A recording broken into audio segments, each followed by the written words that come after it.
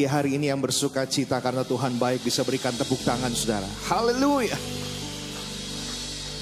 Mari pagi hari ini saudara, kita mau datang di tempat ini membawa hati kita, amin. Biar bukan hanya sekedar mulut kita yang menyembah Tuhan, tapi seluruh keberadaan hidup kita adalah penyembahan di hadapan Tuhan. Mari saudara siapkan hatimu pagi hari ini, kita mau tundukkan kepala, kita berdoa bersama. Kami sungguh mengucap syukur Bapa buat pagi hari ini. Kami katakan Kau baik dalam hidup kami, sebab anugerah demi anugerah-Mu tidak pernah berhenti sampai saat ini. Kami ada Tuhan, semua karena kasih karunia-Mu dalam hidup kami. Bapa, pagi hari ini kami percaya Engkau sudah melayakan setiap kami untuk kami menghampiri Engkau di tahta-Mu yang kudus. Hari ini Tuhan, kami haus dan lapar akan Engkau. Kami rindu bertemu dengan Engkau lebih lagi Tuhan. Biar firman-Mu yang ubahkan hati dan hidup kami. Kami buka Tuhan ibadah kami yang pertama di dalam satu nama Tuhan kami yang hidup, yang kudus, Tuhan Yesus. Haleluya. Berikan tepuk tangan saudara bagi Tuhan.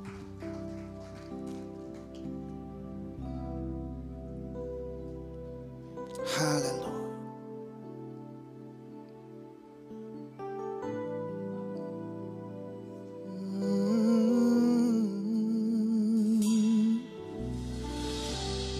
Dengan apa ku membalas kasih-Mu yang ku terima dari-Mu. Amin. Dengan apa ku membalas cinta-Mu, oh Yesusku, oh Yesusku.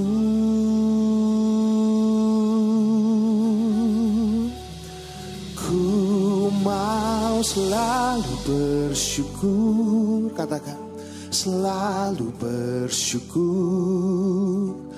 Kau Tuhan yang setia, yang selalu menopang. Ku mau selalu bersyukur, oh selalu bersyukur. Kau Bapakku yang setia. Kau Allah kami yang setia Tuhan, tak pernah tinggalkan setiap kami. Katakan saudara, dengan apa akan ku balas? Dengan apa ku membalas kasih yang ku terima, yang ku terima dari-Mu. Dengan apa Tuhan kami membalas cinta-Mu yang besar, oh Yesusku, oh Yesusku. Ku mau selalu bersyukur, selalu bersyukur, selalu bersyukur. Kau Tuhan yang setia, yang selalu menopang. Ku mau selalu bersyukur, selalu bersyukur. Kau Bapakku yang setia. Ku mau selalu bersyukur. Mari umat Tuhan katakan selalu bersyukur. Kau Tuhan yang setia, yang selalu menopang. Ku mau selalu bersyukur, oh. Kau Bapa yang setia, ku yang setia. Sekali lagi saudara katakan, dengan apa akan ku balas? Dengan segenap. Dengan apa ku membalas kasih yang kami terima dari-Mu setiap hari, setiap waktu, Bapa. Amin, amin. Dengan apa ku membalas cinta-Mu? Panggil dia Yesus. Oh Yesusku, oh ku mau selalu bersyukur. selalu bersyukur. Amin. Kau Tuhan yang setia, yang selalu menopang kami. Amin. Ku mau selalu bersyukur, oh selalu bersyukur. Kau Bapakku yang setia, ku mau selalu, amin, selalu bersyukur.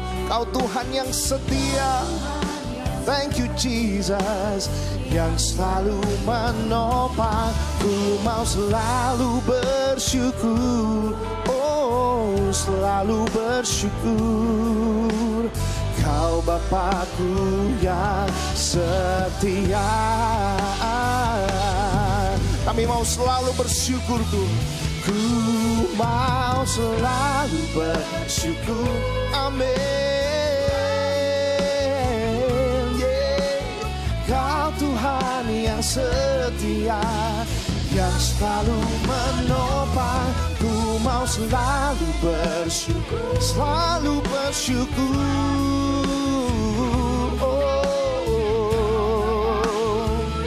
Lagi katakan, ku mau selalu bersyukur. Ku mau selalu bersyukur. Kami mau selalu bersyukur Tuhan Yesus. Oh, haleluya. Yang selalu menopang. Ku mau selalu bersyukur. Oh, Kau Bapakku yang setia, Kau Bapakku yang setia. Sekali lagi saudara sambil angkat tangan kita.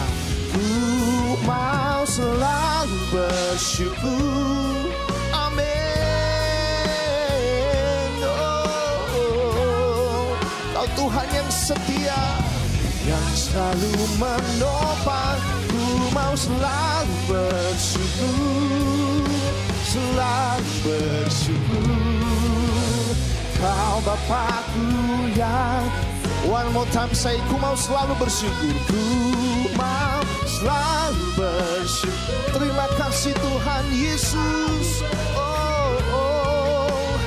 Kau Tuhan yang setia, yang selalu menopang. Ku mau selalu bersyukur, selalu bersyukur. Kau Bapakku yang setia, Kau Bapa kami yang setia.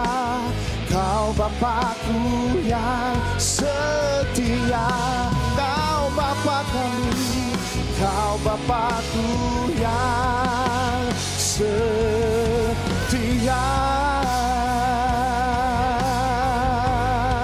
Haleluya, haleluya. Mari naikkan penyembahanmu pagi hari ini, mazmurmu di hadapan Tuhan.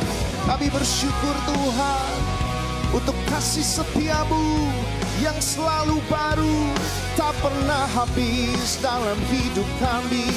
Oh, oh, amin, amin, amin. Kau sungguh baik, Kau luar biasa Tuhan.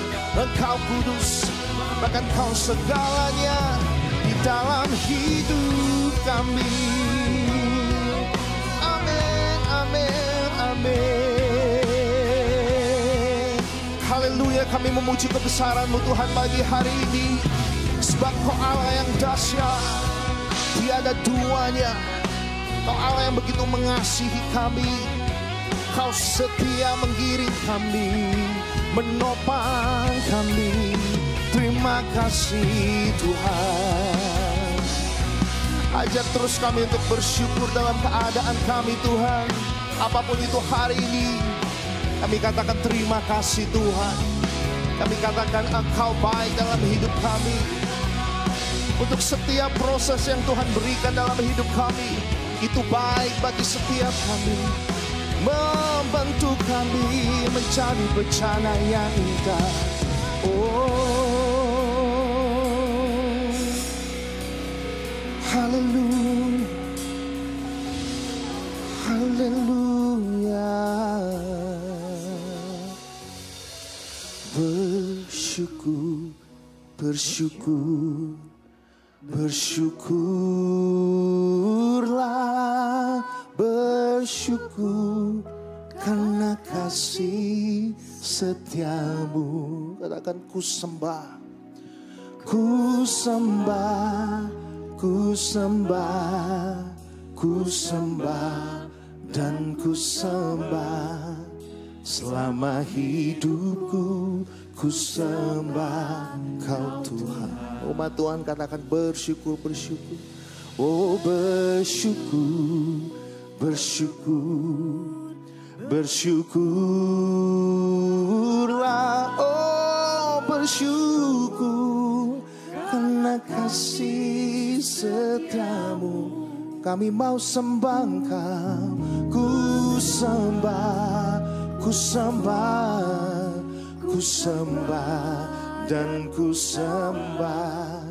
Selama hidupku ku sembah Kau Tuhan. Oh bersyukur Tuhan, bersyukur, bersyukur. Amin.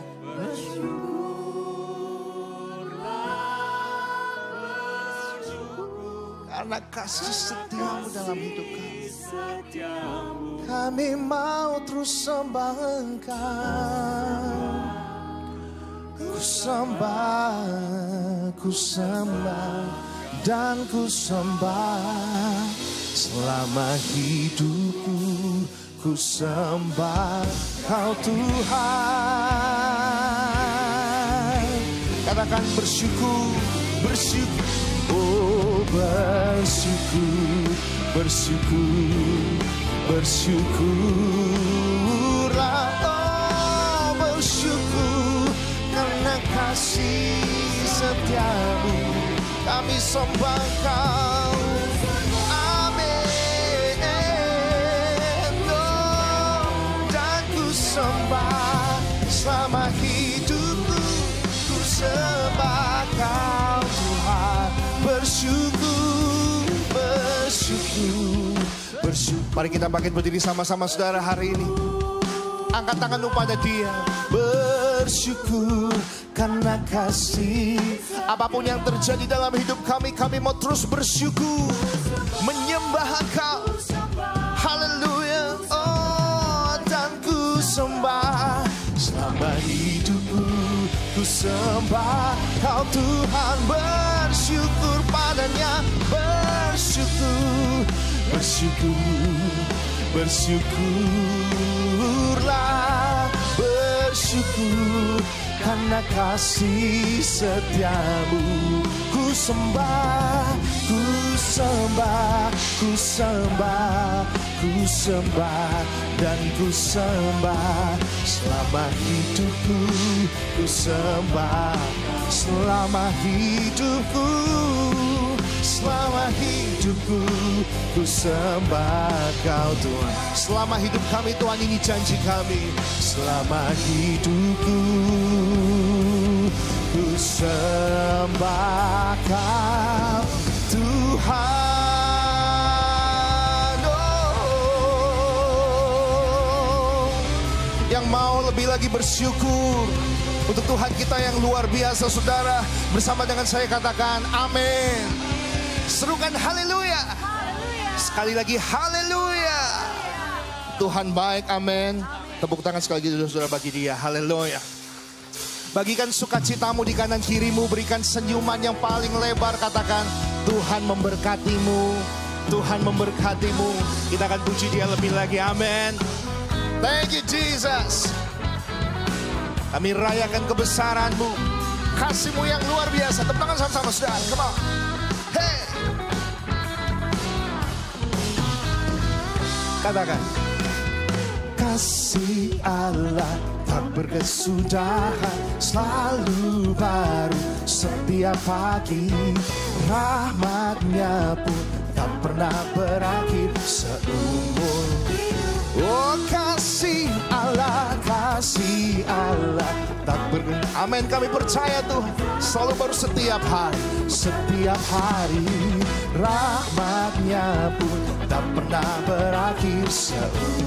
dengan sukacita, dengan sukacitaku kan. Come on, dengan sorak-sorai memuji. Oh haleluya, haleluya. Nyanyi bagi Dia Sang Raja, nyanyi bagi Dia Sang Raja.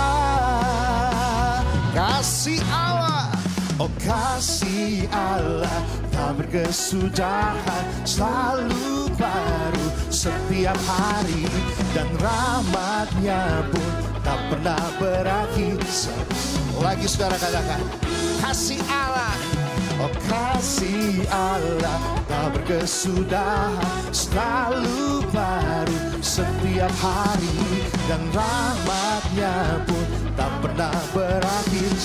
Dengan sukacita mari menari bersama saudara, katakan, dengan sukacitaku kau menari, dengan sorak-sorai memuji, oh kenaikan pujian, haleluya. Nyanyi bagi Dia Sang Raja, nyanyi bagi Dia dengan sukacita, dengan sukacitaku oh kan menari, dengan sorak-sorai oh haleluya, haleluya, haleluya. Nyanyi bagi Dia Sang Raja, nyanyi bagi Dia. Saudara tepuk tangan di atas kepala, katakan, dengan suka. Come on church, yeah. Haleluya. Kenaikan pujian, haleluya. Nyanyi bagi Dia Sang Raja. Sekali lagi saudara ya, dengan sukacita, dengan sukacitaku kan menari, amin. Memuji Tuhan saudara dengan ekspresimu yang luar biasa. Haleluya, haleluya. Nyanyi bagi Dia Sang Raja, nyanyi bagi Dia Sang Raja. Oh, oh. Dengan sukacitaku kan menari, dengan sorak-sorai oh haleluya, haleluya. Nyanyi bagi Dia, katakan nyanyi bagi Dia, nyanyi bagi Dia, nyanyi bagi Dia, nyanyi bagi Dia. Sekali lagi nyanyi bagi Dia, nyanyi bagi Dia Sang Raja. Selamanya, selamanya. Haleluya. Nyanyi bagi Dia Sang Raja untuk selama-lamanya saudara. Mau lebih lagi bagi Dia saudara, amin. Walaupun dari setiap kita ini mungkin banyak yang sudah berumur, tapi saya percaya roh kita tetap muda di hadapan Tuhan. Yang percaya katakan amin. Haleluya, haleluya. Serukan sama-sama nan. Dan come on. Dan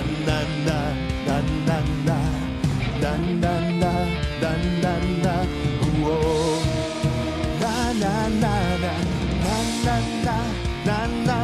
Hey,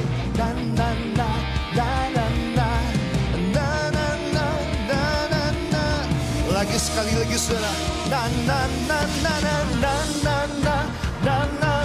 Hey,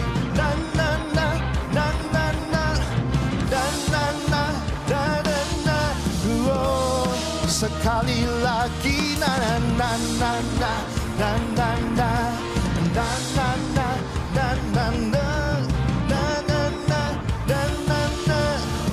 umat Tuhan katakan bangkitlah, bangkitlah dan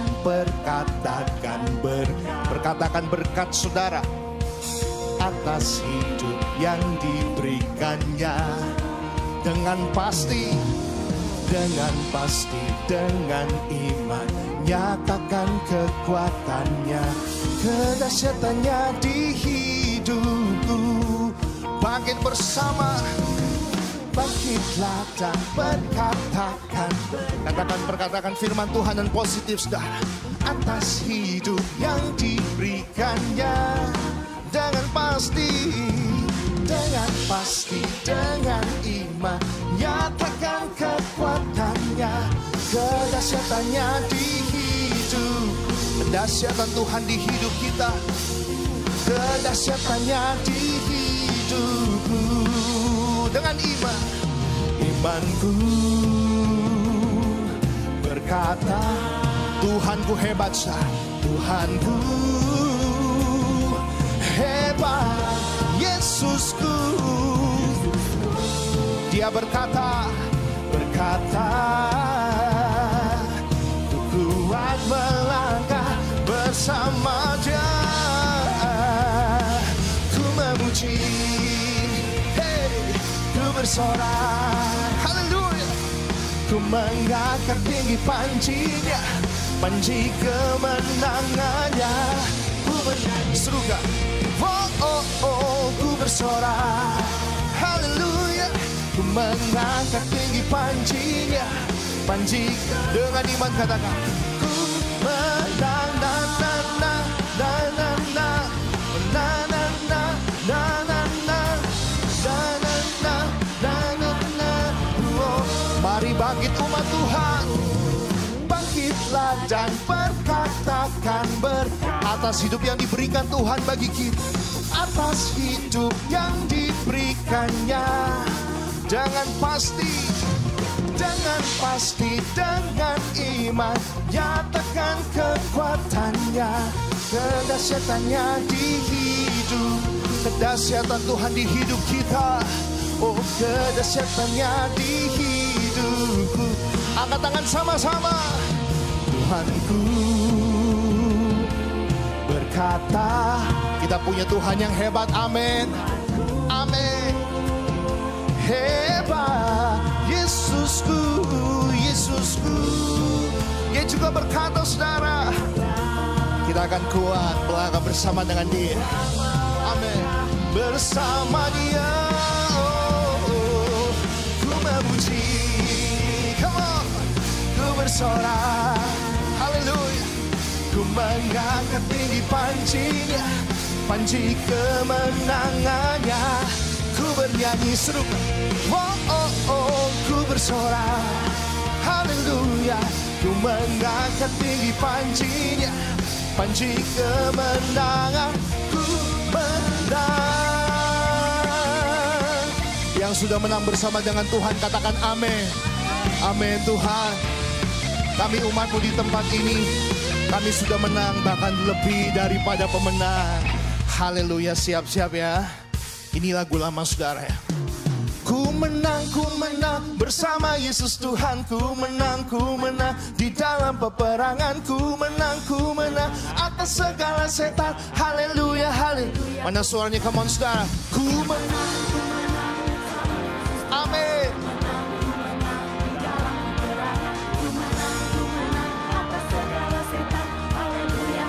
Lagi ku menang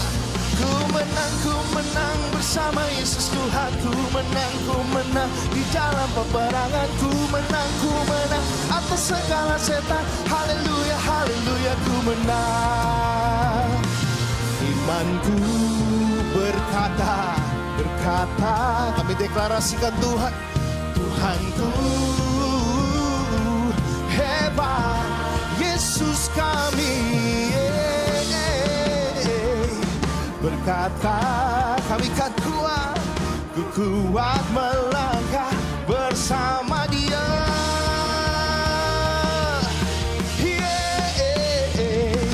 Ku memuji, ku bersorak, haleluya.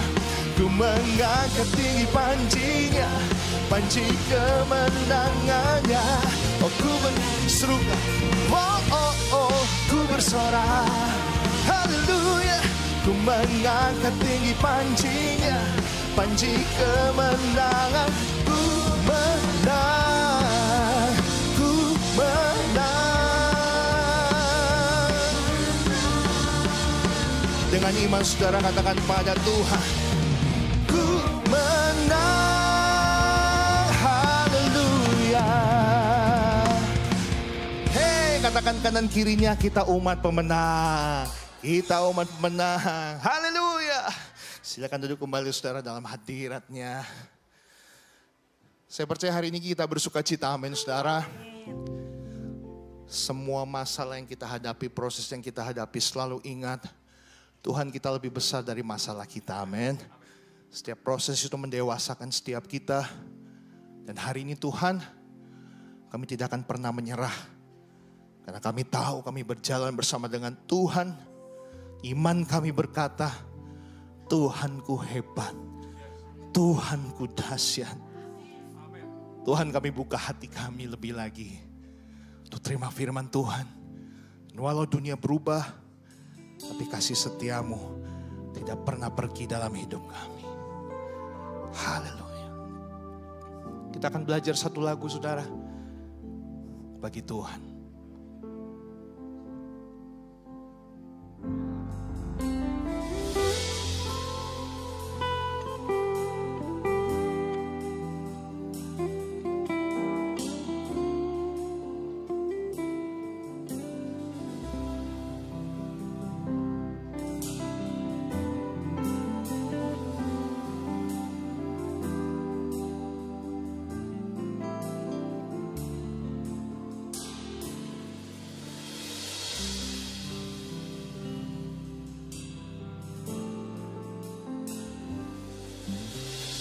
Walau dunia berubah,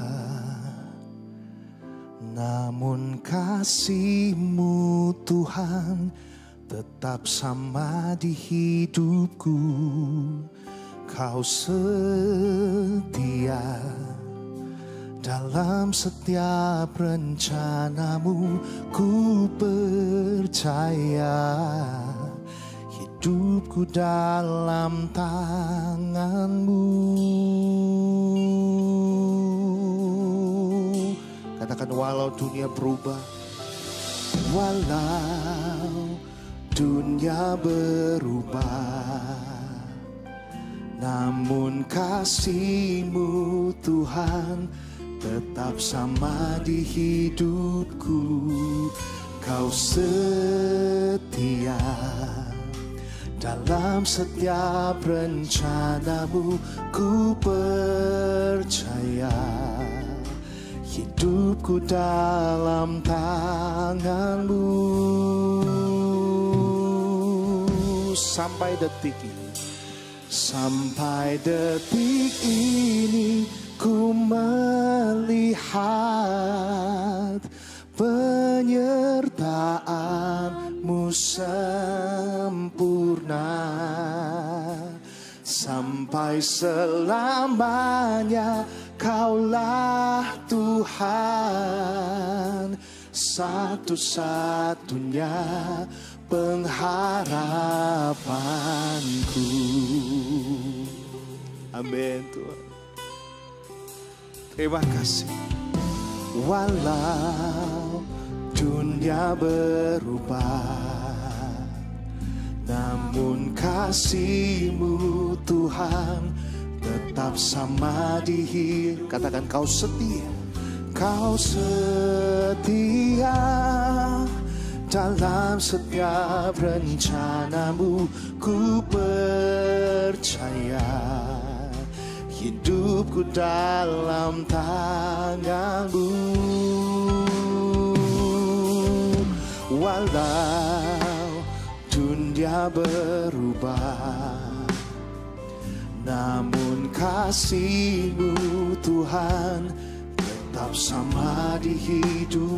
Engkau setia. Kau setia dalam setiap rencana-Mu, ku percaya.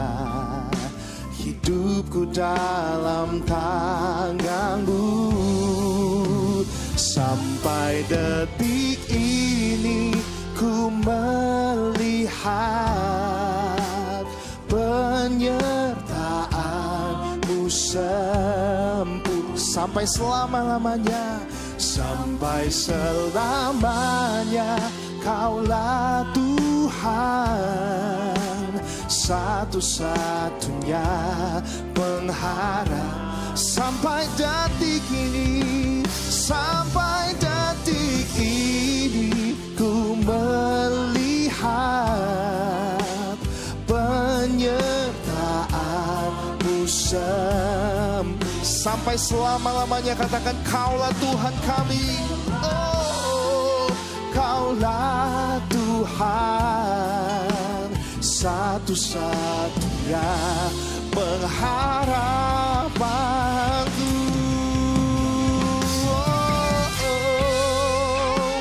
Tuhan, kami percaya sampai detik ini kami melihat penyertaan-Mu yang sempurna.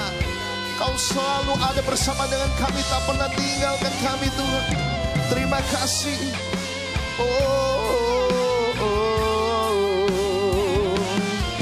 Terima kasih Tuhan Yesus. Lebih sungguh lagi saudara katakan, sampai detik ini. Sampai detik ini ku melihat penyertaan-Mu sempurna. Sampai selamanya Kaulah Tuhan satu-satunya pengharapanku. Mari saudara saja sambil angkat tanganmu katakan, sampai detik ini pengakuan kami di hadapan-Mu Tuhan. Taat-Mu sempurna sampai selamanya. Kaulah Tuhan satu-satunya pengharap, satu-satunya pengharap. Sampai detik ini, sampai detik ini ku melihat penyertaan-Mu sempurna. Sampai selamanya Kaulah Tuhan satu-satunya. Sekali lagi kita bangkit berdiri bersama-sama saudara. Sampai detik ini, oh sampai detik ini, saya serahkan pada hamba. Oh, penyertaan-Mu sempurna. Oh sampai selamanya Kaulah Tuhan satu-satunya pengharapan. Satu-satunya, satu-satunya pengharapanku. Satu-satunya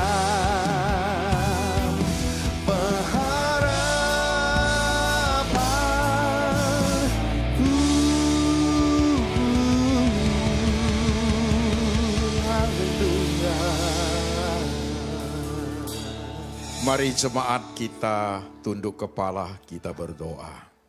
Pagi hari ini Tuhan Yesus, kami datang ke bait-Mu yang suci untuk memenuhi panggilan ibadah dari Tuhan.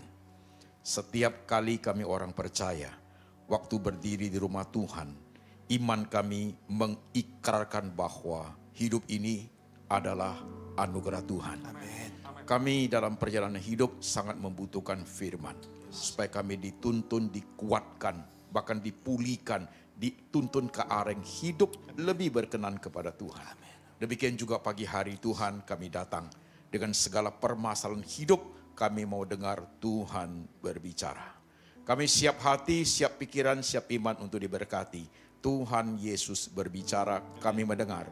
Dalam nama Tuhan Yesus, setiap kita yang percaya, kita berkata, amin. Silakan duduk. Saya akan menyampaikan firman dengan judul mengembangkan kemurahan hati. Mari kita baca Matius 5 ayat yang ke-7. Matius 5 ayat yang ke-7 kita baca dengan suara keras. 2, 3. Berbahagialah orang yang murah hatinya, karena mereka akan beroleh kemurahan.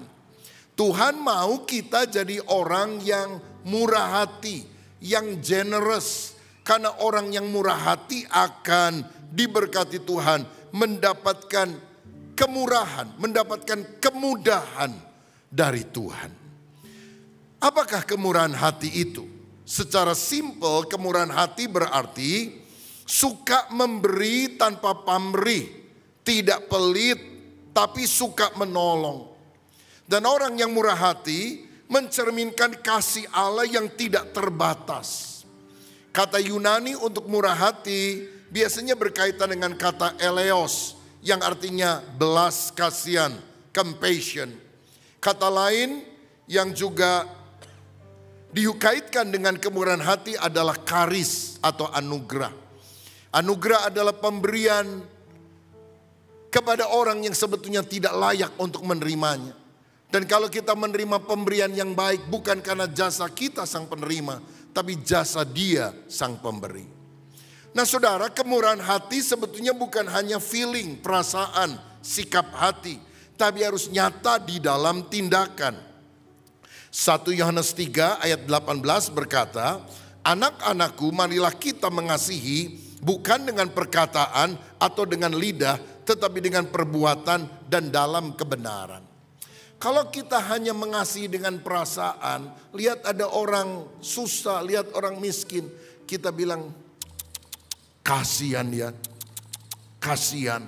Saya rasa cecak lebih hebat daripada kita. Dia bisa berdecak lebih nyaring dari yang kita lakukan. Apa yang saudara lakukan ketika ada orang mengetuk pintu rumahmu pada satu malam. Ketika dibuka seorang ibu lemah berkata, Pak, Ibu, tolong saya. Udah 2 hari gak makan. Saya lemah sekali. Berilah saya makanan. Apa saudara masuk ke kamar membawa Alkitab besar. Dan berkata Matius 4 ayat 4 mencatat, manusia tidak hidup dari roti saja, tapi dari setiap firman yang keluar dari mulut Allah.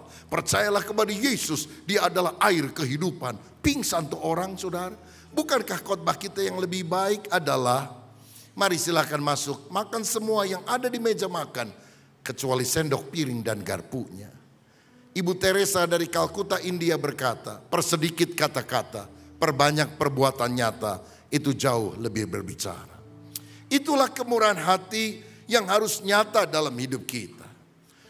Pertanyaannya, mengapa kita harus murah hati? Pertama, karena waktu kita murah hati, kita meneladani karakter Allah. Allah itu murah hati, maka kita anak Allah harus murah hati. Karena anak kan mesti seperti bapaknya. Bapak kalong, anak kampret. Bapak nyolong, anak nyopet. Lah kalau bapaknya murah hati, anaknya pelitnya ajuwilah, bukan anak Tuhan dong, mungkin anak tetangga. Matius 5 berkata, Tuhan yang baik menerbitkan matahari bagi orang yang baik dan bagi orang tidak baik. Dia memberikan hujan bagi orang yang benar, bagi orang yang tidak benar. Ini anugerah umum. Percaya Tuhan, gak percaya Tuhan, termasuk ateis, tetap ada matahari, tetap ada bulan, tetap ada hujan, tetap ada berkat secara umum. Tetapi Tuhan juga ingin memberikan berkat secara khusus, yaitu keselamatan. Dan itu yang dicatat di dalam Yohanes 3 ayat 16. Karena begitu besar kasih Allah akan dunia ini, sehingga dikaruniakan anak yang tunggal, supaya setiap orang yang percaya kepadanya tidak binasa, melainkan beroleh hidup yang kekal. Anugerah umum, anugerah khusus keselamatan. Bukankah ini lahir dari hati Allah yang sangat murah hati? Yang kedua, mengapa kita harus murah hati? Karena kita bisa menjadi saluran berkat bagi sesama kita. Dengan kemurahan hati kita menjadi jawaban bagi kebutuhan orang lain. Yesus bilang, pada waktu aku lapar kamu beri aku makan. Pada waktu aku haus kamu beri aku minum. Kapan Tuhan kami melihat engkau lapar, haus, telanjang, sakit? Apa yang kamu lakukan kepada saudaraku yang paling hina, engkau melakukannya bagiku.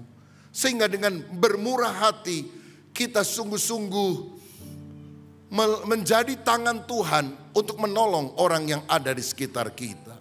Yang ketiga, mengapa kita harus murah hati? Karena orang yang berkemurahan pada hakikatnya mengumpulkan harta di sorga. Matius 6 ayat 19 sampai 21. Jangan kamu mengumpulkan harta di bumi ngengat dan karat merusakkannya, pencuri membongkar serta mencurinya. Tetapi kumpulkanlah bagimu harta di sorga ngengat dan karat tidak merusakkannya, pencuri tidak membongkar serta mencurinya. Baca bersama, Karena di mana hartamu berada, di situ juga hatimu berada. Beberapa minggu yang lalu, Los Angeles yang kaya raya makmur dilanda oleh api yang luar biasa. Banyak orang-orang ternama, artis terkenal, ludes rumahnya. Pada rumahnya sangat bagus bagaikan istana. Dan herannya beberapa bulan sebelumnya, perusahaan asuransi berkata, kami tidak akan menanggung kalau ada bencana termasuk kebakaran dalam kondisi force majeure. Sehingga usaha mereka puluhan tahun lenyap dalam sekejap mata.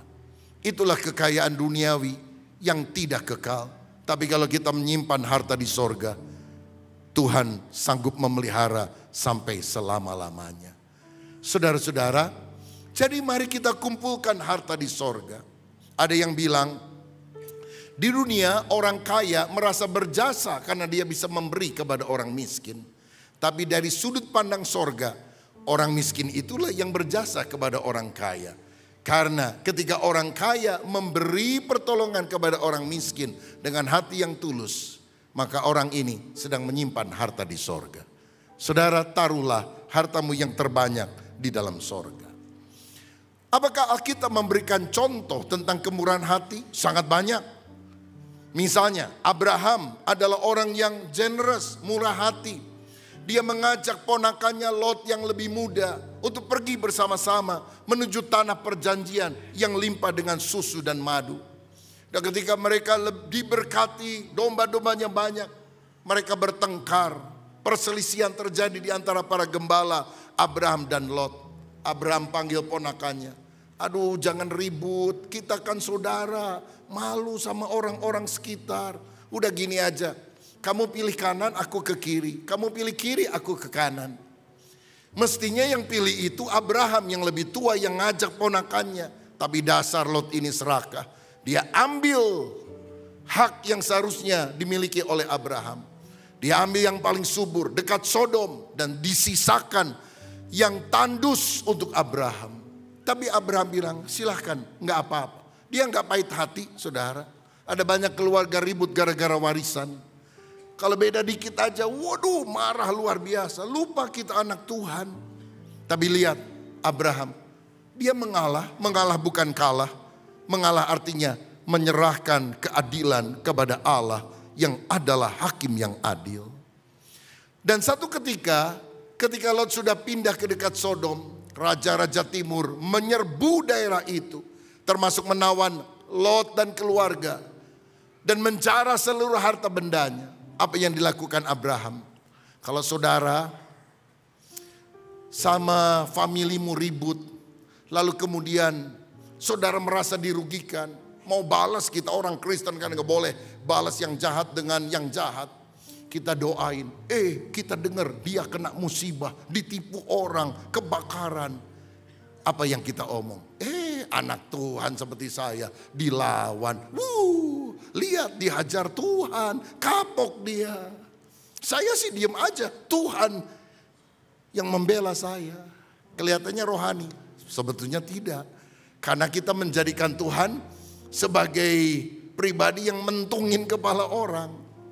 Lihat Abraham, waktu keluarganya mengalami kesusahan, dia turunkan 316 anak buahnya untuk berperang, mengusir musuh dan membebaskan Lot dan keluarganya dari tawanan sehingga harta mereka bisa balik kembali. Itu sebabnya mengapa Abraham disebut bapa orang percaya. Hatinya lurus di hadapan Tuhan, hatinya berkenan kepada Tuhan. Dia orang yang murah hati. Kita juga mendengar kisah janda di Sarfat yang punya tepung sedikit, punya minyak sedikit. Dia akan bikin roti, dia akan makan, dan besok mereka mati karena itu makanan terakhir. Tapi Nabi Tuhan datang dan berkata, buatkan untuk aku terlebih dahulu. Dan kalau engkau membuatkan roti untuk aku, maka mujizat akan terjadi. Rotinya tidak akan pernah habis-habis. Ini kan gak masuk akal, saudara-saudara. Tapi ketika janda Sarfat ini taat dengan iman kepada apa yang dikatakan hamba Tuhan itu, rotinya tidak pernah habis karena tepung dan minyaknya selalu ada sampai musim kelaparan berlalu. Pernah ngalami nggak saudara? Kita hidup pas-pasan. Kita ada kebutuhan untuk misalnya menyekolahkan anak. Dia mau kuliah. Kita kumpulin dana. Lumayanlah ada 10 juta. Walaupun itu sangat minim untuk pendaftaran dan sebagainya. Tiba-tiba family kita yang udah berapa tahun gak pernah nongol bisa muncul di pintu kita. Dia ketok-ketok sambil nangis. Aduh, anak saya sakit, perlu masuk rumah sakit, perlu uang muka 10 juta. Ya, kita ada uang ini kan bukan buat dia, buat nyekolahin anak. Tapi ya mau gimana, akhirnya 10 juta diberikan kepada dia. Kita doa, Tuhan, apa yang terjadi? Tiba-tiba sore itu mungkin ada orang datang yang sudah lama banget pinjam uang sama saudara, nggak balik-balik, di WA nggak dibalas, didatangi rumahnya udah pindah, seperti siluman udah ngilang, muncul di depan pintu kita. Sorry ya, aku bikin kamu susah, tapi hati saya kok berapa minggu ini nggak enak. Katanya saya harus mulangin uang, nih 10 juta yang pernah aku pinjam. Lalu kita bingung, 10 juta pertama sudah kita berikan kepada keluarga, Tuhan ganti. Apakah Tuhan baru tahu? Tidak, Dia yang merencanakan semuanya. Ini hanyalah ujian, apakah kita mengutamakan Tuhan atau tidak. Siapa lagi pribadi yang murah hati? Yesus. Yesus murah hati, Dia tidak ingin orang-orang yang mengikut Dia pulang dengan kelaparan. Karena itulah Dia pernah memberkati 5 roti 2 ikan mengenyangkan 5.000 orang, sisanya 12 bakul. Ini KKR tanpa tiket disertai konsumsi. Semua orang makan limpah, perut kenyang, hatinya senang. Saudara-saudara, saya percaya persediaan kita mungkin terbatas. Hanya 5 roti dan 2 ikan. Taruh di tangan Yesus. Yesus bisa melakukan mujizat pelipat gandaan. Apakah saudara pikir ketika Yesus mengangkat roti, berdoa kepada Bapa, tiba-tiba terjadi mujizat? 5 roti kecil berubah jadi 5 roti besar, dan 2 ekor ikan teri berubah jadi 2 ekor ikan paus, sehingga bisa memberi makan 5.000 orang? Tidak. Yang didoakan tetap kecil, selesai doa juga tetap kecil. Mujizatnya tidak terjadi sehabis Yesus berdoa, tapi setelah berdoa Dia bagi-bagikan itu. Dan itu tidak pernah habis-habis. Tidak pernah habis-habis. Jangan doa, Tuhan jadikan saya orang kaya, jadikan saya konglomerat. Nanti kalau uang saya sudah banyak, saya sumbang gereja, saya sumbang orang miskin. Bukan cara Tuhan seperti itu. Saudara punya sedikit, hanya 5 roti 2 ikan. Tapi waktu engkau melakukan tindakan iman, membagi kepada orang yang membutuhkan, pelipat gandaan akan terjadi. Berkat itu tidak akan pernah habis-habis. Karena Allah sanggup melipat gandakan dan mendatangkan mujizat bagi setiap orang yang percaya. Siapa yang setuju, berikan kemuliaan untuk Tuhan kita. Alkitab juga mencatat tentang jemaat Makedonia yang memberi persembahan karena mendengar jemaat Yerusalem sedang mengalami masalah finansial. Padahal jemaat ini jemaat miskin. Sampai Paulus saja bilang, aduh makan aja susah, udahlah biar orang lain yang nyumbang. Tapi mereka mendesak Paulus, biar kami mendapatkan bagian di dalam pelayanan kasih ini. Sehingga secara hitungan manusia mereka adalah jemaat yang miskin. Tapi di hadapan Tuhan mereka adalah jemaat yang kaya di dalam kemurahan. Tuhan mau kita jadi orang generous, murah hati. Sayangnya ada banyak orang Kristen sekarang katanya percaya Yesus, datang ke gereja, tapi pelitnya minta ampun, saudara-saudara. Dia berkata, Tuhan, ku serahkan hidupku, tapi dompet ku pegang sendiri.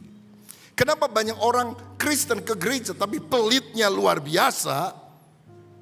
Karena mungkin waktu dibaptis, dompetnya dia titipkan sama temannya. Jadi dompet tidak ikut dibaptis. Mungkin baptisan yang akan datang, kita baptis orang sama dompet-dompetnya, saudara sekalian. Supaya dompetnya juga bertobat.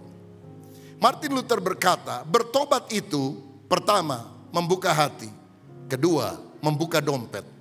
Karena di mana hartamu berada, disitulah hatimu berada. Lalu hal positif apa yang kita akan alami kalau kita bermurah hati. Pertama, kemurahan hati akan mendatangkan kebahagiaan dalam hidup kita. Sedangkan orang yang selalu menuntut tidak akan pernah puas dan bahagia dalam hidupnya. Dalam Kisah Rasul 20 ayat 35 ada ayat yang dicatat di sana yang diucapkan sendiri oleh Tuhan Yesus. Dikatakan dalam segala sesuatu telah kuberikan contoh kepada kamu bahwa dengan bekerja demikian kita harus membantu orang-orang yang lemah dan harus mengingat perkataan siapa? Tuhan Yesus. Sebab ia sendiri telah mengatakan adalah lebih berbahagia memberi daripada menerima. Kalau saya tanya sama saudara, apa perkataan Tuhan Yesus yang tidak dicatat di dalam 4 Injil, Matius, Markus, Lukas, Yohanes, dan hanya dicatat dalam Kisah Para Rasul? Jawabannya adalah lebih bahagia memberi daripada menerima. 4 Injil itu unik saudara. 4 penulisnya melihat satu tokoh Yesus dalam angle sudut yang berbeda-beda. Tidak saling bertentangan tapi saling melengkapi. Kadang-kadang ada yang ditulis oleh Matius dan Markus, tidak dicatat oleh Lukas dan Yohanes. Kadang-kadang dicatat oleh Matius, Yohanes, tapi tidak dicatat oleh Markus dan Lukas. Tapi semuanya saling melengkapi. Tapi saudara perlu tahu, ada peristiwa yang Matius, Markus, Lukas, Yohanes nyatat semuanya. Apa itu? Peristiwa mujizat 5 roti 2 ikan mengenyangkan 5.000 orang. Itu dicatat. Karena apa? Soal makan, soal berkat, gak ada yang lupa. Semua ingat. Tapi heran, ayat yang berkata adalah lebih bahagia memberi daripada menerima, gak dicatat di Injil Matius, Markus, Lukas, Yohanes. Untung masih dicatat di Kisah Para Rasul. Jadi kita tahu bahwa Yesus yang mengucapkan kalimat itu. Dan saya pikir apa itu sifat manusia ya? Kalau kita dapat berkat selalu ingat. Kalau disuruh memberi, waduh lupa saudara-saudara. Tetapi Alkitab menunjukkan bahwa kalau kita memberi, kebahagiaan datang dalam hidup kita. Kadang-kadang waktu saya ulang tahun, saya minta istri saya untuk membelikan ayam Kentucky Fried Chicken bagi mahasiswa STT Karisma. Sekarang tambah lagi. Saya kadang kasih juga untuk mahasiswa seminari Bethel Jakarta yang jumlahnya jauh lebih banyak, ratusan. Pokoknya hari itu makan ayam. Kenapa? Karena banyak anak-anak dari daerah yang di daerahnya itu nggak ada KFC, saudara. Belum pernah seumur hidup makan KFC. Jadi waktu makan, aduh rasa nikmat sekali. Sampai digigitin tulangnya. Enak banget nih, gurih banget nih. Saya nggak ikut makan, saya yang belikan mereka. Tapi saya lebih bahagia melihat mereka bersuka cita. Benarlah firman adalah lebih bahagia memberi daripada menerima. Kedua, hal positif yang kita akan alami kalau kita murah hati. Kita akan punya hubungan baik dengan sesama. Sedangkan kalau orang egois, serakah, dia tidak akan disukai oleh banyak orang. Saudara-saudara, kira-kira senang mana? Punya teman yang egois, serakah, pelitnya luar biasa, atau teman yang murah hati, suka neraktir saudara? Kira-kira senang yang pertama atau kedua? Kedua. Rupanya banyak yang senang ditraktir ya. Banyak gak yang suka neraktir saudara? Jarang. Kalau jarang yang traktir saudara, saudaralah yang traktir orang lain. Hidup ini jangan hanya ingin ditraktir terus. Kan ada orang egois. Kalau kumpul-kumpul sama temennya, makan bareng-bareng, gak pernah mau keluar uang, pengennya dibayarin. Satu kali, satu temen dari beberapa orang bilang, kamu kok dibayarin melulu? Bayarin kita dulu dong. Dia bilang, aduh sorry dompetnya ketinggalan di rumah. Jadi kalau makan bersama ada modusnya. Lupa ketinggalan dompet saudara-saudara. Padahal memang dia hatinya pelit. Orang model begini kadang-kadang tidak bisa disukai oleh banyak orang. Friendship itu harus balance, take and give. Jangan hanya ingin menarik keuntungan dari orang lain. Belajar memberkati orang lain. Satu kali saya khotbah di sebuah perusahaan kosmetik yang cukup dikenal di Surabaya. Setelah selesai, saya diajak makan oleh suami istri ini di sebuah restoran bagus di Surabaya. Saya bersama dengan istri makan bareng. Selesai makan, si bapaknya bilang ke si mbaknya, "Mbak minta bill." Datang si mbaknya. Dia bilang, "Pak punya kartu kredit anu enggak?" Dia sebutkan nama bank. "Oh kenapa?" "Ada diskon 30% Pak." "Oh boleh juga kalau 30%. Dia tanya istrinya, "Kamu punya enggak kredit card itu?" "Karena saya enggak punya." "Oh saya juga enggak punya." Tiba-tiba istri saya bilang, "Saya punya, biar saya aja yang bayar." Dia bilang, "Jangan, masa pendeta habis khotbah malah bayarin kita. Nggak boleh pendeta bayarin pengusaha. Pengusaha harus bayarin pendeta." Saya bilang, "Bapak kan belum pernah ditraktir sama pendeta. Kali ini saya pendeta yang traktir pengusaha." "Wah jangan dah, jangan." Saudara pokoknya nggak mau. Tapi wanita kan biasanya lebih ekonomis dan lebih perhitungan. Lalu istrinya bicara dengan bijaksana. Bagus nih. Dia bilang, "Pak, Ibu, gimana kalau saya pinjam kartu kreditnya, nanti saya transfer aja uangnya, kan lebih hemat." Oh bagus, wanita memang penuh dengan akal budi, saudara-saudara. Jadi istri saya yang bayar, saudara, 1 juta lebih lah. Dia minta nomor akun saya nggak kasih lah. Dia desek-desek, "Enggak Pak, udahlah, nggak apa-apa, sekali-kali pendeta yang bayarin pengusaha." Pulang ke Bandung, dia WA lagi, minta nomor account. Saya nggak kasih. Besoknya WA lagi, minta nomor account. Aduh saya kan jadi nggak enak nih.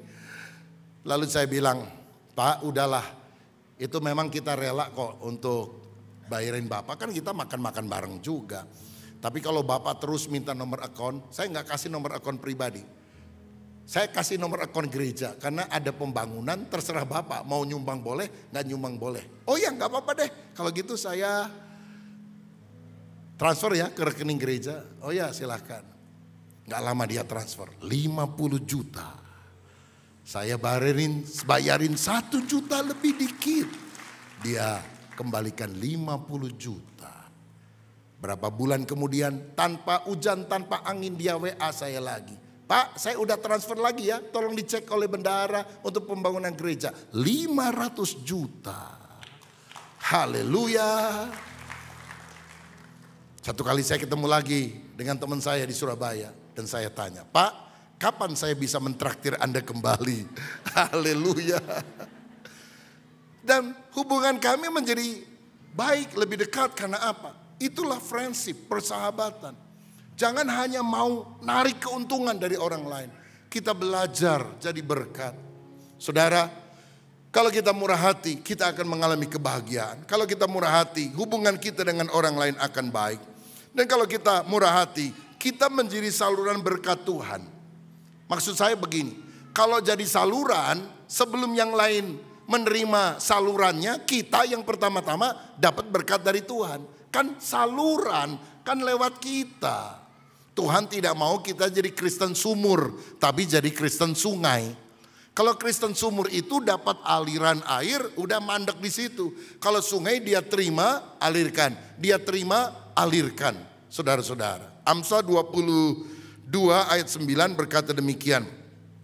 Orang yang baik hati akan diberkati, karena ia membagi rezekinya dengan si miskin. Siapa yang akan diberkati? Orang yang baik hati. Saudara mau diberkati? Baik hati, suka nraktir temanmu. Pulang ibadah ini coba lihat kiri kanan, siapa yang bisa saya traktir. Kan begitu saudara-saudara. Haleluya, ada sukacita waktu saudara traktir orang lain. Kita bisa jadi saluran berkat. Sedangkan orang yang pelit, dia membatasi berkat Tuhan bagi dirinya. Bahkan dia mendapatkan hukuman. Karena Yesus bilang dalam contoh Matius 25. Pada waktu aku lapar kamu tidak beri aku makan. Pada waktu aku haus kamu tidak beri aku minum.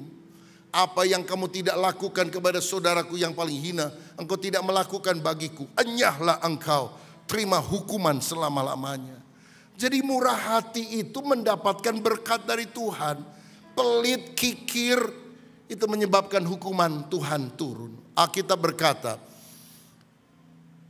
pemburit, banci, penyembah berhala, penjina tidak akan masuk dalam kerajaan Allah. Itu daftar siapa yang gak masuk surga. Tapi salah satu yang gak masuk kerajaan sorga juga dicatat dalam 1 Korintus. Orang kikir tidak masuk kerajaan sorga.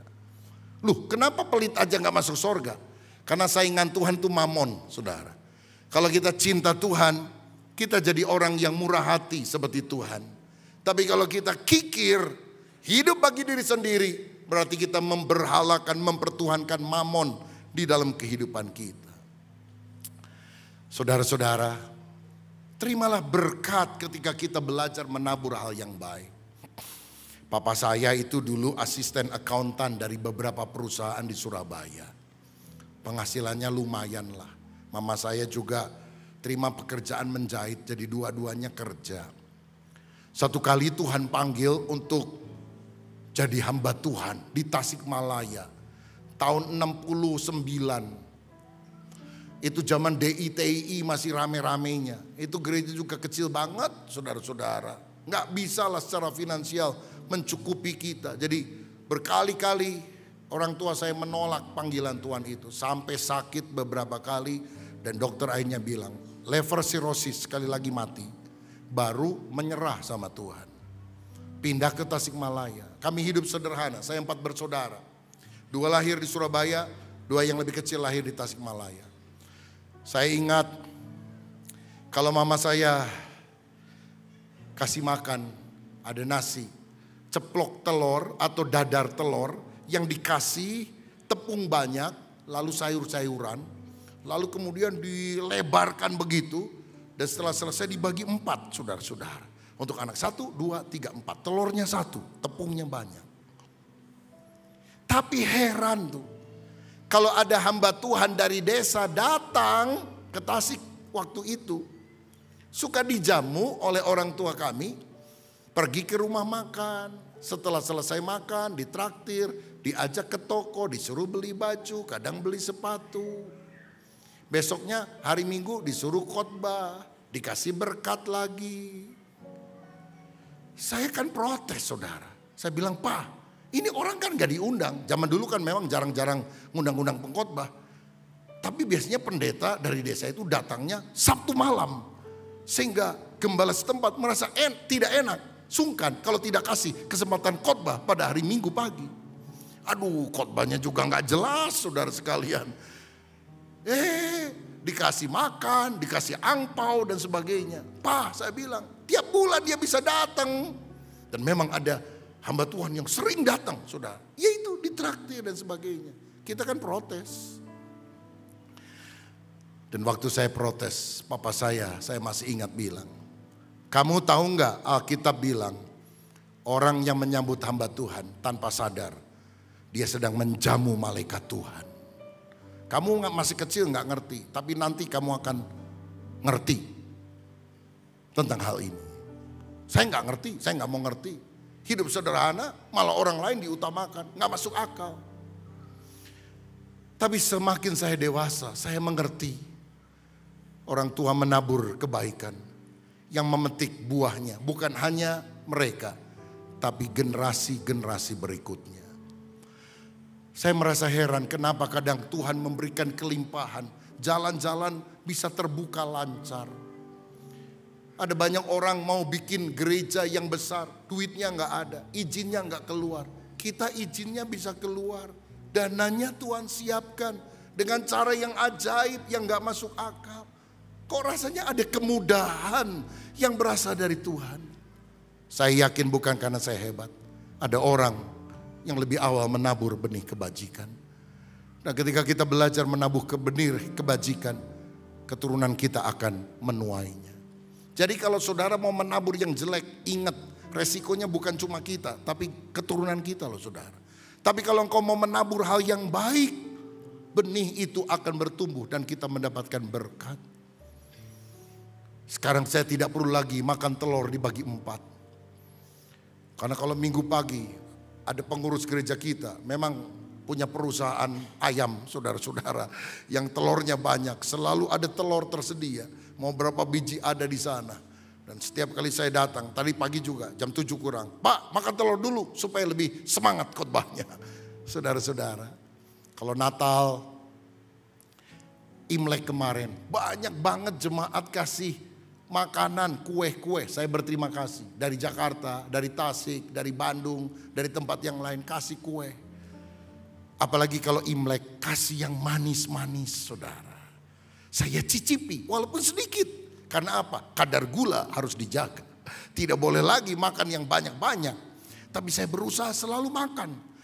Karena saya takut jemaat akan tanya, Pak gimana kuenya, enak atau tidak? Apa jawabku kalau aku tidak makan kue itu? Masa saya berbohong dan berkata, oh enak padahal saya nggak makan. Jadi ku coba sedikit-sedikit. Bukan karena tidak suka dengan kuenya, kadar gula harus dijaga.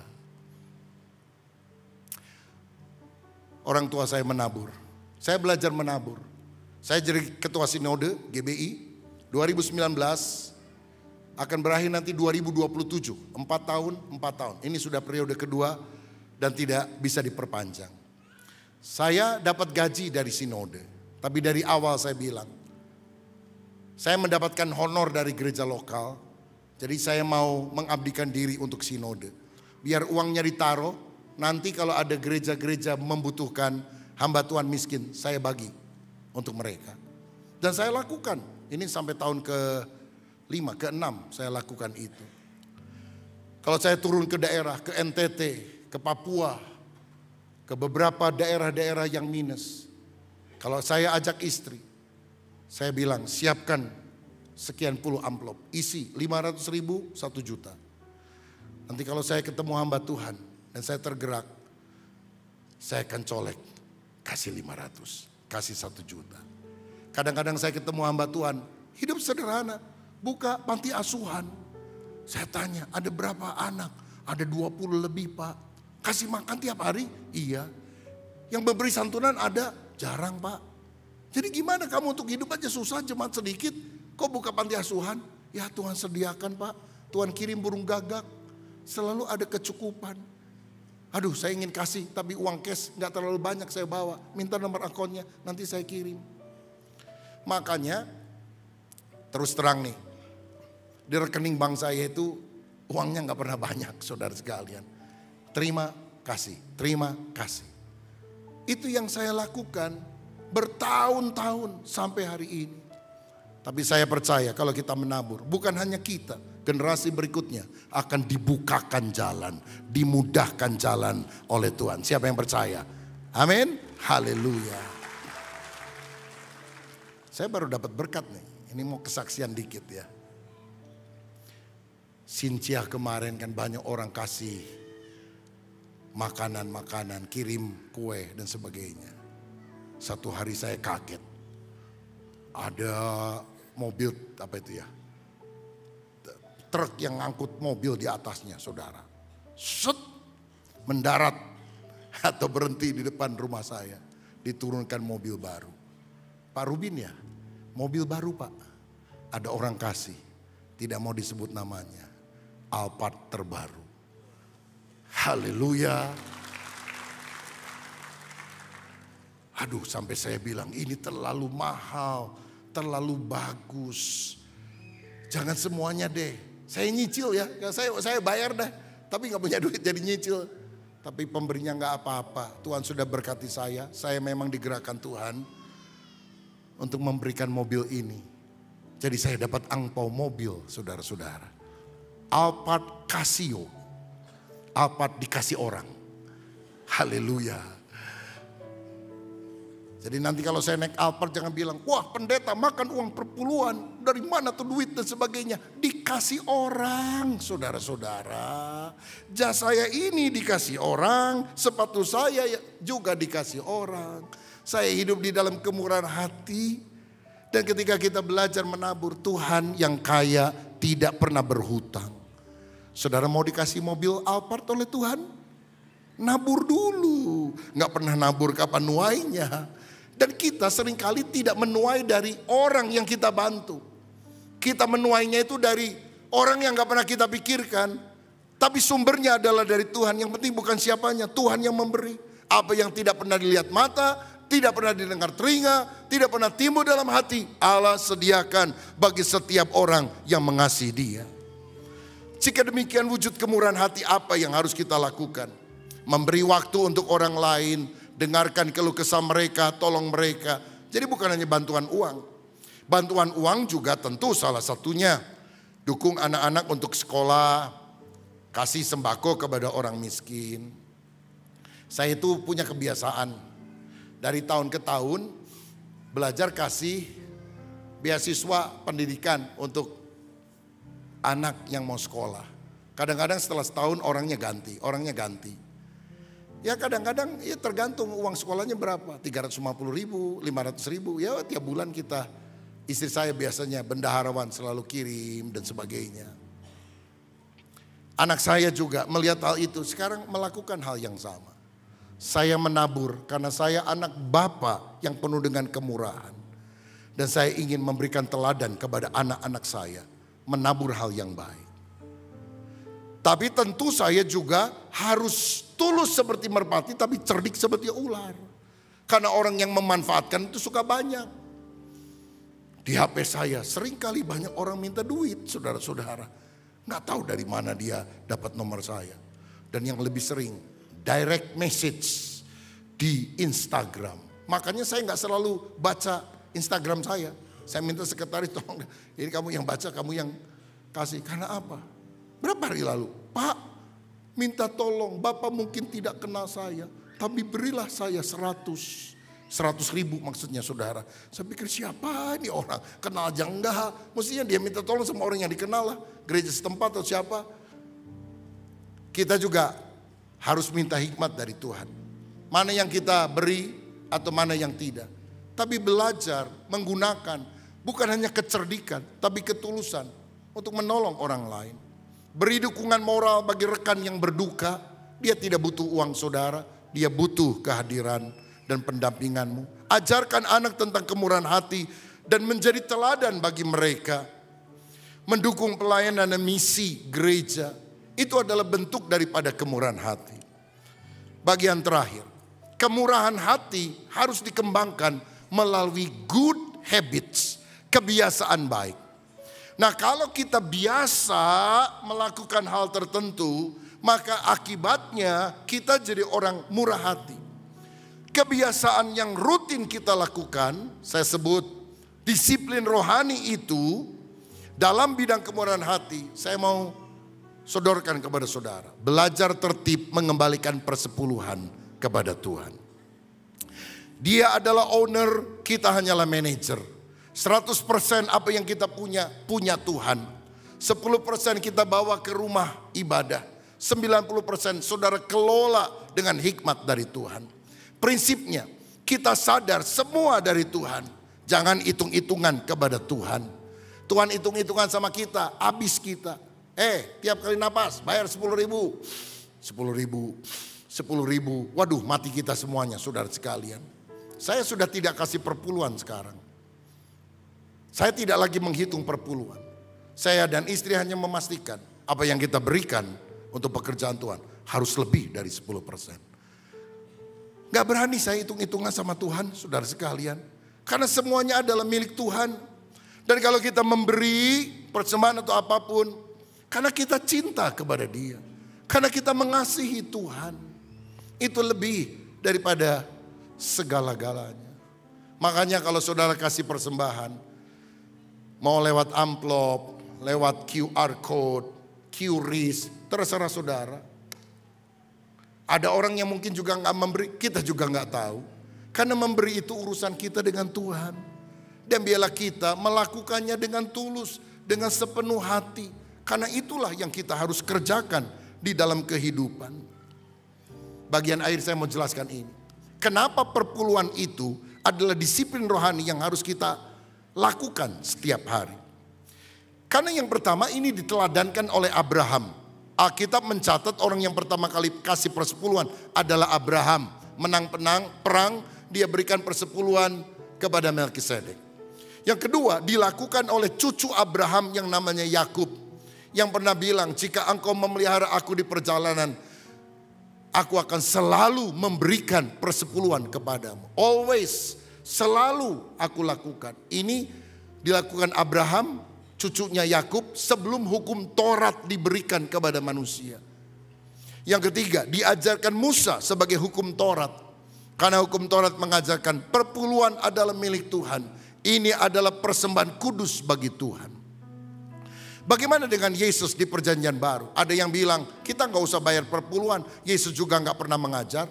Kurang baca Alkitab dengan teliti. Matius 23 ayat 23. Tolong dimunculkan ayatnya. Dikatakan demikian. Matius 23 ayat 23. Celakalah kamu hai ahli-ahli Taurat dan orang-orang Farisi. Hai kamu orang-orang munafik. Sebab persepuluhan dari selasi, adas manis, jintan kamu bayar. Tetapi yang terpenting dalam hukum Taurat kamu abaikan. Yaitu keadilan, belas kasihan, dan kesetiaan. Yang satu harus dilakukan dan yang lain jangan diabaikan. Yang satu yang harus dilakukan itu apa? Persepuluhan. Yang lain yang jangan diabaikan apa? Keadilan, belas kasihan, dan kesetiaan. Maksud Tuhan gini, kamu kelihatannya memberi secara jasmani bagus. Tapi kalau hatimu tidak ada kasih, hatimu tidak adil, hatimu tidak setia, ini persembahan tidak berkenan kepada Tuhan. Tetapi Tuhan bilang yang satu tetap harus dilakukan. Yang lain jangan diabaikan. Nah ini prinsip yang sama yang saya juga temukan dalam 2 Korintus 9 ayat 7. Kan ada orang bilang gini, Pak Pendeta, Tuhan kan bilang kalau memberi itu harus dengan sukacita. Jadi karena saya tidak sukacita, saya tidak memberi. Ada ayatnya enggak? Ada. 2 Korintus 9 ayat 7 saya bacakan. Hendaklah masing-masing memberikan menurut kerelaan hatinya. Jangan dengan sedih hati atau karena paksaan. Sebab Allah mengasihi orang yang memberi dengan sukacita. Konteks pembicaraan soal apa? Memberi. Memberi itu jangan terpaksa, harus dengan sukacita. Nggak boleh dibalik. Kalau saya nggak sukacita, saya tidak memberi. Karena ayat itu berkata Allah mengasihi orang yang memberi dengan sukacita. Nggak ada komanya. Kalau Anda tidak sukacita, jangan memberi kepada Tuhan. Itu namain ayat firman, saudara-saudara. Yang satu harus dilakukan, yang lain jangan diabaikan. Ada yang bilang, Paulus saja menulis banyak hal tapi nggak pernah tulis perpuluhan. Mana ada ayat Paulus tulis tentang perpuluhan? Nggak ada. Coba saya bacakan. 1 Korintus 9 ayat 13-14.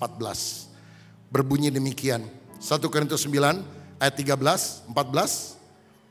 Tidak tahukah kamu bahwa mereka yang melayani dalam tempat kudus mendapat penghidupannya dari tempat kudus itu?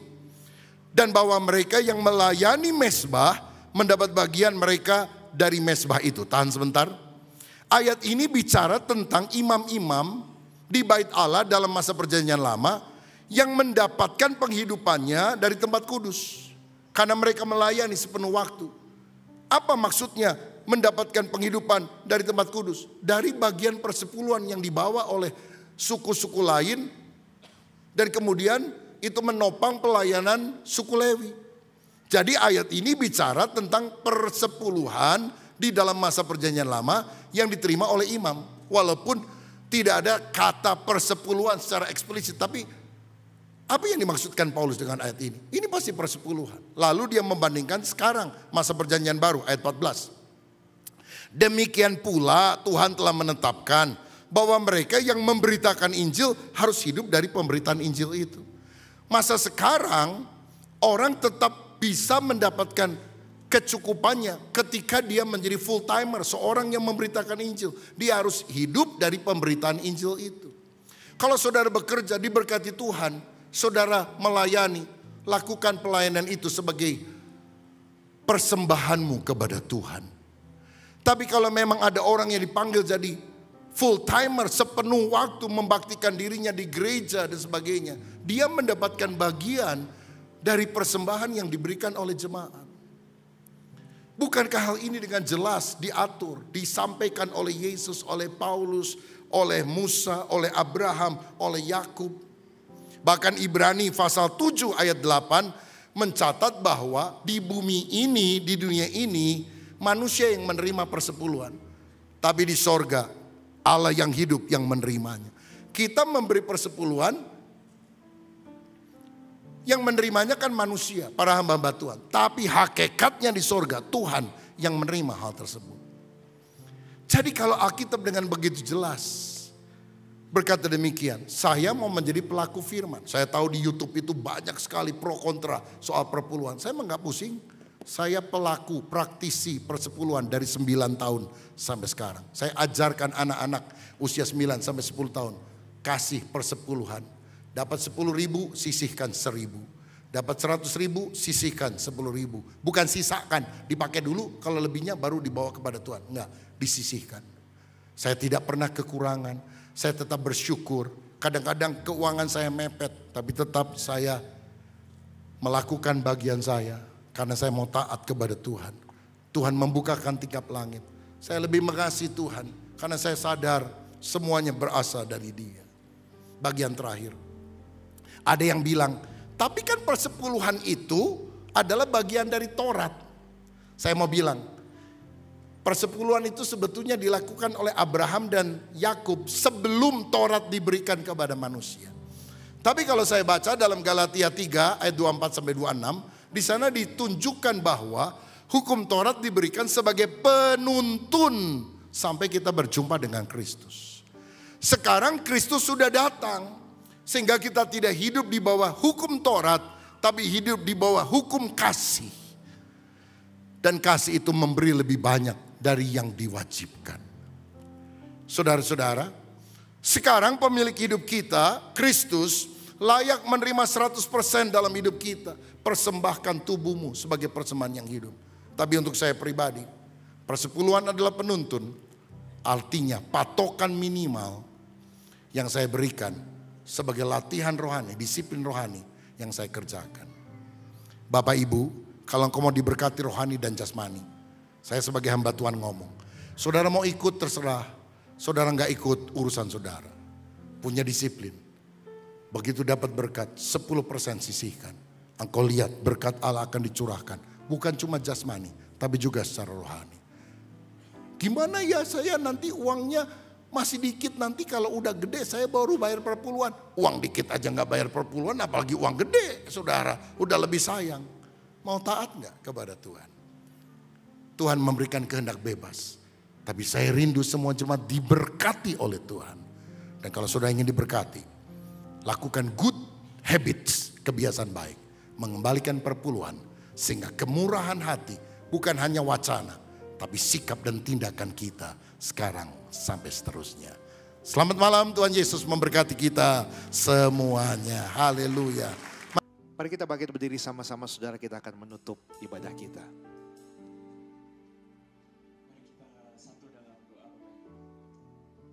Bapa dalam kerajaan sorga, diberkatilah namamu, Bapa yang baik. Bapa yang daripadamu segala pemberian yang baik bisa kami peroleh. Gembala kami yang hidup, pengantara kami yang agung. Kami memuliakan namamu Tuhan di tempat ini. Dan kami mengucap syukur untuk ibadah hari ini kalau kami bisa berkumpul bersama. Untuk firman Tuhan yang hari ini baru saja kami dengar, juga kami berdoa Bapa. Biarlah firman itu tertanam dalam hati setiap kami, hidup dalam hidup setiap kami ya Tuhan. Ampuni kami Tuhan, setiap kami di tempat ini. Kalau seringkali kami selalu mengeluh, kalau kami seringkali hidup bagi diri kami sendiri, tetapi dengan firman hari ini kami diingatkan Tuhan bahwa Engkau adalah gembala agung kami. Dan kami hidup dengan sebuah tujuan yang mulia. Dan biar kami menjadi anak-anak-Mu yang kuat menjalani segala hal, setia kepadamu sampai akhir Tuhan. Ampuni setiap kami Tuhan, kalau kami seringkali lengah dan terfokus pada dunia ini. Tapi biar hari ini hati kami kembali diluruskan dengan firman-Mu. Terima kasih Bapa juga untuk ibadah hari ini. Terima kasih untuk segala pemberian yang baik untuk tempat ini. Kami juga bersatu hati Tuhan di tempat ini berdoa dan memohon juga berdoa untuk Pendeta Antoni Chang yang sedang menghadapi pergumulan. Kami berdoa Tuhan dan bersatu hati jemaat di GB Bethel Kelapa Gading. Tuhan yang senantiasa menyertai Pendeta Antoni Chang. Memberikan kekuatan selalu, api yang selalu berkobar, sukacita, damai sejahtera dipenuhi di dalam hati Pendeta Antoni dan dikelilingi oleh orang-orang yang mengasihi dia. Terima kasih ya Tuhan, Kami berdoa untuk pemulihan, untuk kekuatan, dan biar kehendak Tuhan yang terjadi. Juga kami bersatu hati Tuhan untuk penggembalaan di GB Bethel Kelapa Gading, berdoa untuk Pak Swito, berdoa juga untuk Pak Christopher, Tuhan yang selalu mengurapi Tuhan tempat ini, biar kami sungguh menjadi gereja yang hidup. Menyambut kedatangan-Mu kedua kali, kami menjadi gereja yang antusias, yang berapi-api, yang dipenuhi dengan pujian dan penyembahan yang berkenan di hadapan Tuhan, dipenuhi dengan pengajaran juga yang benar Tuhan. Terima kasih Bapa, bangkitkan setiap kami, dan dalam minggu yang akan datang pertemukan kami Tuhan dalam anugerah dan kasih karunia-Mu. Terima kasih Bapa kami yang baik, dalam nama Tuhan Yesus kami siap Tuhan untuk pulang, dan kami siap untuk menerima berkat daripada Tuhan. Bagi saudara sekalian, angkat tanganmu, siapkan hatimu. Tuhan memberkati hidupmu, Tuhan memberkati keluargamu, Tuhan memberkati kesehatanmu, Tuhan memberkati pekerjaanmu. Sekarang kembalilah ke rumah tanggamu masing-masing, dan kiranya damai sejahtera dari Allah Bapa, kasih sayang dari Tuhan kita Yesus Kristus, penyertaan, penghiburan, persekutuan dengan Roh Kudus menyertai kita semua mulai pagi ini kekal sampai selama-lamanya. Bagi kita semua katakan amin. Ku mau selalu bersyukur, selalu bersyukur. Kau Tuhan yang setia, yang selalu menopang. Ku mau selalu bersyukur, oh selalu bersyukur. Kau Bapa-Ku yang setia, Kau Bapa kami, Kau Bapa-Ku yang setia. Oh, Kau Bapa-Ku yang setia. Silakan duduk kembali saudara untuk bersaat teduh sejenak saudara.